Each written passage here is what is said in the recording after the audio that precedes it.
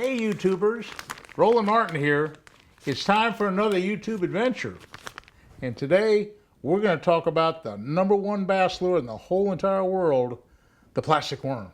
You know, the plastic worm, there's just a lot of ways to fish it. That's what we're going to talk about today. I'm basically a power fisherman because I use heavy tackle and heavy cover, but I'm going to take you down into the Clearwater area. I'm going to show you some finesse tackle. I'm going to show you a lot of different ways of fishing a plastic worm, not just for heavy tackle, but for just all over the country. Okay, let's just start off. My #1 worm, the favorite worm that I like the best, and there's a lot of different worms, is the 5-inch Senko. This 5-inch Senko has outsold all the plastic worms in the whole entire world. For 25, 30 years now, it's been the #1 plastic worm. And I've been working with Gary Yamamoto for a long, long time. And so that's going to be my worm of choice. But you can use any plastic worm. But let's just start off with the plastic worm. The #1 way of fishing a plastic worm, ever, out of the 5 or 6 ways that I'm going to show you, is this Texas rig. Just a standard Texas rig. And what I have here, this is about a 30-pound braid, because again, I like the heavy cover some. About a 30-pound braid. You could use a 12, 14-pound monofilament if you had open water to deal with. But I'm kind of probably fishing Lake Okeechobee or in some of the heavy parts of the Everglades with a lot of weeds. So I'm going to take a 30-pound braid. I'm going to take a 4/0 EWG hook. That's the hook of choice. It's a superline hook, and this one happens to be a thicker hook. Now, if you use lighter line, you can go to the next size. You don't have to use a superline hook. A superline hook is only for using for heavy braid because it's a bigger, stronger hook. But it's 4/0 EWG. That's extra wide gap EWG. Okay, I come through the head of the worm, and now I'm gonna start off fishing this weightless. I'm not gonna even put a weight on this one rod because the #1 way to fish a Senko, if the wind's not blowing, is weightless. So I'm going to have a 30-pound line. I like a fairly long rod, so I can cast it a long ways. This is a favorite rod. It has a long handle. It's a 7-foot kind of medium action rod. I can throw it a long ways, and with braid, you can get by with a little bit less strength in your rod. In other words, a medium action in braid is more like a heavy action with monofilament. So anyway, a medium action with braid is what I like. Okay, I'm going to take you down to the dock in a minute. I'm going to show you some of these applications throwing it out in the water. But for right now, I'm just going to line these rods up and show you what my choices are. I told you I was a power fisherman.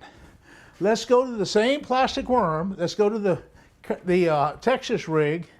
And let's talk about some power fishing for a second. Let's talk about throwing it into the lily pads. The same setup, basically a little bit stronger rod. I'm using a 50-pound braid instead of a 30-pound braid. I'm using a 1/4 ounce weight instead of no weight. I'm using that same EWG superline hook, and I'm using again a 5-inch Senko. Okay, now here's the deal here, and I'll have to show you when I get down to the water. I can pitch it and flip it in some heavy cover, and it sinks to the bottom. And now I'm using it. I'm not casting it so much with this lighter weight rod with almost no weight or no weight at all. I was casting it. With this rod, I kind of pitch it and flip it. Again, I'm going to take you to the dock and I'm going to show you how to do that. Okay? Okay, so that's my Texas rig. Now, a second way of fishing a plastic worm is the Carolina rig. Let me show you my Carolina rig system. And this works from Connecticut to California. All a Carolina rig is really the same Senko on an EWG hook, just like we had before. And this happens to be a 14-pound test fluorocarbon leader to a swivel. And this whole setup is for deep water. I'm now bouncing this big, heavy half-ounce weight down on the bottom, 10, 15, 20 foot of water possibly, at the edges of grass lines, out the edge of the channel, up on sandbars, just all over the structure area of the lake or river. And this is on the bottom, and then this just kind of dragging along, kind of floating around in the current and being almost a finesse kind of thing, but actually it's a deep water way of fishing a plastic worm. Is very, very effective. And again, I'm going to take you to the dock and show you how it all works. But for this kind of combination, for a Carolina rig, I like to start off with a braid on this end. On the reel side, I come in with say a 30 to 50 pound braid on a casting rod and reel, and this is a 7 foot, actually it's almost a 7.5 foot rod, because sometimes when you throw in a Carolina rig, you have a long leader. And this is just a medium-sized leader here, but some places like I fished Clark's Hill Reservoir, they like 5 and 6 foot long leaders. And to cast them, you need a long rod, because you got to you can't just cast, you have to just lob it out there. So the longer the rod, the better it handles a longer leader. So I like a long leader on occasion, and I like a long rod to throw a Carolina rig with. At least a 7 foot, in this case a 7.5 foot rod for my Carolina rig. Okay, so that's my Carolina rig. My third way of fishing a plastic worm is the Wacky Rig. Now the Wacky Rig, in this case, I have it rigged up on a spinning rod, and this is a 30-pound braid. Again, I'm a power fisherman. Next week I'm going to go to Minnesota, and we're going to skip these worms, wacky style, underneath the boat docks for big smallmouth and big largemouth, up north in the clear water. Hey, but you can get away with it underneath the dock, some of this heavy line. Now, you can use a leader if you want, but basically what I have here on this worm rig is a little O-ring, and that O-ring is around the worm, and I have a little tool that I put it on with, and in this case, since I'm in heavy cover, I'm going to take that weedless hook and I'm going to bury it just underneath the O-ring, and I'm going to widen that little, look, here's something that I want to tell you about. I'm going to widen this out, widen that little weed guard out, because sometimes if you don't widen it, it'll turn sideways and catch on the hook. 30-pound test line. Hey, I'm going to take you down to the dock in a minute. I'm going to show you how this thing skips really well. Skipping it underneath the dock is a major, major deal.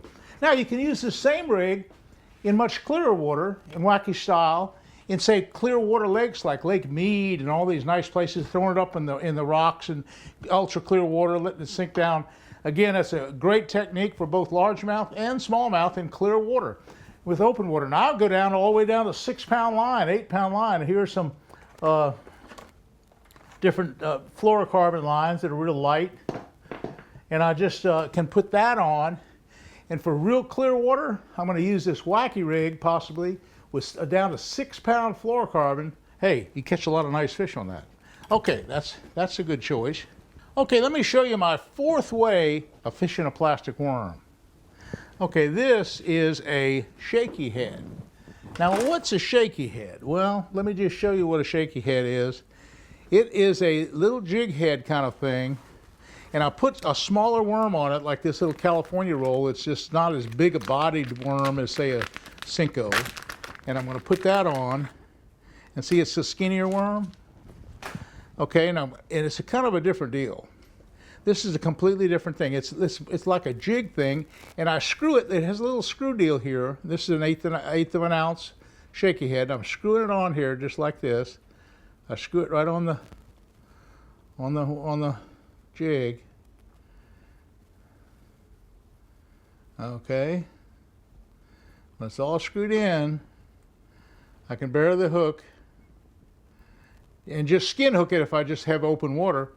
And what that does, my friends, is that it actually stands up. That's a stand-up shaky head made by Bobby Urich and the Mega Strike Company. And I'll show you that now at the dock in a minute, how this whole rig kind of stands up in the air. So that's a shaky head that we use for a plastic worm, and particularly with spinning tackle, and particularly in clear water. This is a kind of a finesse kind of a bait, and it works extremely well in, say, the Appalachian lakes of the mid-south, and it's just a very, very good reservoir situation for 10, 15, even 20 feet of water. Here we are. This is one of the last applications I have for fishing a plastic worm. This is the Dropshot rig. Again, this is a finesse rig. I'm a power fisherman, but hey, I'm good at Dropshotting. I'm good at fishing those clear water lakes. I just prefer to fish the weeds and heavy cover and fish the heavy tackle, but I can fish light tackle just as well as anybody. And this is my setup here for what they call the Dropshot. Now, what the Dropshot is basically, a lot of the key to it is you're suspending a worm, a small worm. It could be something like this California roll worm, and I can take and cut a little bit of that off. Okay, and a drop shot is basically taking a octopus hook, which I really like. That's the #1 octopus hook. It's tied on a special way. You notice that the hook point is faced up. And now I'm nose hooking that portion of the worm, just nose hooking it like that. And that is the Dropshot rig, and there's a whole variety of small plastic worms that you use as a Dropshot rig. Now, here's one of the big secrets is adjusting the whole weight so it comes to the bottom at the right height from the bottom. So now that's adjustable. What this is a pineapple weight, and this pineapple weight, if you pull the line down a little ways, the line can slide right up. I can make that as short as I want, pull it back up into that crevice, and now the weight's just 6 inches from the worm. Or I can pull it back down again out of that crease, pull it way down at the end, pull it up now. Now it's 1.5 feet down from the worm. Okay, the secret of a drop shot is this. I'm going to back up just a little bit. I'm going to just show you what my rod tip does. You drop it down to the bottom. It could be 10 or 15 feet of water. When it finally hits the bottom, they get the rod kind of parallel, and most of the guys are kind of shaking it like this. They're kind of shaking it, just a little teeny weeny shake. And so I like a long rod, and Gary Yamamoto recommends at least a 7-foot rod. This is a 7'3" medium action rod, nice long handle, it's lightweight, and I can shake it just a little bit. And what that does, it just makes that drop shot just dance. In other words, I'm going to pull it off the bottom and show you. If I just do that, the drop shot is now in the water, it's just dancing. I'll show you down in the water off the dock how it dances when I just drop that tip like this. Well, that's almost all the ways to fish a plastic worm. There's one other way that I fish it some. It's not a way that I fish it a lot. I do fish it some, and it's what they call the Splitshot rig. Now, all the Splitshot rig is taking a worm like I had before, like I think I had the regular worm like this one. I had this regular Cinco before, and I had no weight on it, right? I started off saying this was my Texas rigged weight with no worm with no weight. To make it a split shot rig, all you basically do is take a split shot. I take that split shot, and now for a split shot rig, you merely put the split shot on the hook. Now I like it at least a foot above, maybe 18 inches above the worm. And basically we're fishing it in clear water, so basically we're going to use light line. I'm going to take the split shot, clamp it on. Now it changes the whole worm the way it works in the water. It's 100% different than it was when it was weightless. And with the split shot on it, about a foot or so up from the hook, is a little bit like a Carolina rig, but it does different things than a Carolina rig. A Carolina rig stays completely on the bottom. A split shot rig kind of swims through the air and does kind of funny loop-de-loop things as you retrieve it back. So a split shot is a little bit different than a Carolina rig, but it's the same basic idea. The weight is just above the hook. Well, okay, folks, let's go down to the dock, and I'm going to show you how these things work. Well, the first thing I wanted to do is show you the regular Texas rig like I use. Starting off with the weightless worm, I'm going to take this regular 5-inch Cinco, and I'm just going to show you what it looks like in the water right here. The thing is so cool. It's hard to see it, but it just barely sinks. If you can just see it, it goes flat. When it sinks, it's not a very good deal. You can't, but if it sinks horizontal. It goes down horizontal, and it just kind of vibrates as it sinks. It's not clear enough to see. But anyway, I throw it out there, make a nice long cast, and when you're fishing it with no weight, you really have to fish it slow and easy. And you have to be a line watcher. So, you just really have to do things real slow and easy. And you're fishing an unweighted Cinco, you kind of swimming it along, you're holding the rod high, you're just barely moving it. Okay, that's the #1 plastic worm in the world, the Cinco. Okay, let's get another one going. Let's show you the heavy cover one. It's the same plastic worm, it's the same Cinco, but now I have it set up on 50-pound braid. and I'm going to flip it in the heaviest cover I can find in the lily pads underneath this dock. And here's a good spot. For example, if I were out in the boat and I wanted to fish something, I would take it and I would flip it right in all that pile of junk right there by the dock. I don't know if there's a bass in there, probably not. But the point is, that's the kind of place you'd throw it.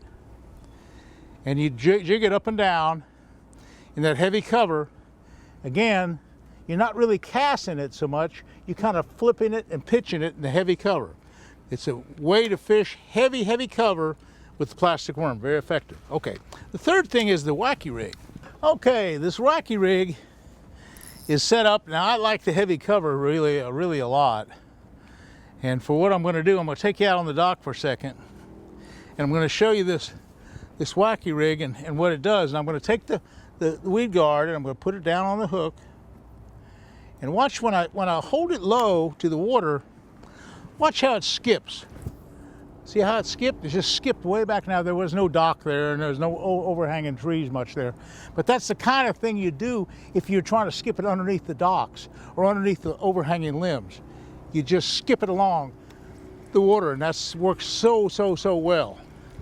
So skipping the worm, again, you can skip it like in that little place there, you can skip it right there. I just skipped it way up under the bank, right here. That's the kind of place you'd fish it. Okay, that's the Wacky Rig. A great way of skipping a worm. Okay, my next worm application is the Carolina Rig. The Carolina Rig is set up for deep water. It's set up for like out in the middle of this canal, there's rocks, it's about 10 feet deep. And what I do here is I would throw it out there on the edge of the drop-off, on the edge of the rock piles, on the edge of the underwater islands, on the edge of the grass lines, and I make a nice long cast with it. Okay, now it's a plastic worm. So again, when you're fishing a plastic worm, you got to hold your rod high, and you got to just ease it along with my rod high. Remember, this is braid here, so it's very sensitive. I can feel the bottom, and I feel the weight coming across the rocks. I can feel it really coming across the rocks. I can tell if it's rock bottom. I can tell if it's mud bottom. I can tell everything in the world about it. And when I set the hook, when I feel something of a lot of resistance, I just drop my rod, boom, set the hook. And I've got them. Okay, that's kind of what I'm doing. Right now, there's a bunch of stuff on the bottom of the canal, but that is such an effective way of fishing deep water. It's the #1 way I think, of fishing deep water. Well, that and the drop shot. Okay, and that's the next thing. What is the next way of fishing deep water? Well, deep water would be a drop shot. Let's talk about a drop shot. Let's talk about the drop shot, because the drop shot's really a big deal. The drop shot is, again, a finesse way. You know, I'm not a finesse fisherman so much. I can fish finesse stuff. I've gone out to Las Vegas and placed real high in the tournaments, second places, in fact, and things like that. Made a lot of money out there fishing that deep, clear water, fishing finesse worms, finesse tackle, fishing drop shots. So I can do it. It's just that that's not what I like to do. I can do this. And what again, with the drop shot, I was going to show you, pretend like this is in deep water. I'm going to drop that down and say the worm is just under the water. Can you see the worm right now? And the rod tip's right here. But if you just wiggle the worm, you can see how that worm's just dancing around. It's just dancing around because I'm just jigging it. So that's out in deep water. It really makes a difference. Again, you can't see what's going on, but again, you just barely move it, like this. And again, you nose hook those little small worms so that the hook itself is up. You notice the hook point is up the line, is facing up the line. And they come along and get that thing, and believe it or not, they get it in the front every time, and you don't miss hardly anything. And that's a #1 octopus hook. I really like the octopus style hooks, plenty strong. It has just the right amount of gap. Everything's fine with it. Again, the drop shot is a great deep water technique as well. But anyway, that's 6 or 7 ways of fishing the almighty plastic worm. Let's face it, if that's all you had to fish with, the plastic worm would catch you more fish than anything else, period. Hey folks, we post every Wednesday about 6 o'clock, and we post another YouTube every Sunday about 6 o'clock. So please subscribe. I really need your support, and I just love doing these videos, but I need your support to do it. So thanks again, and I enjoy doing this thing. I hope you watch it.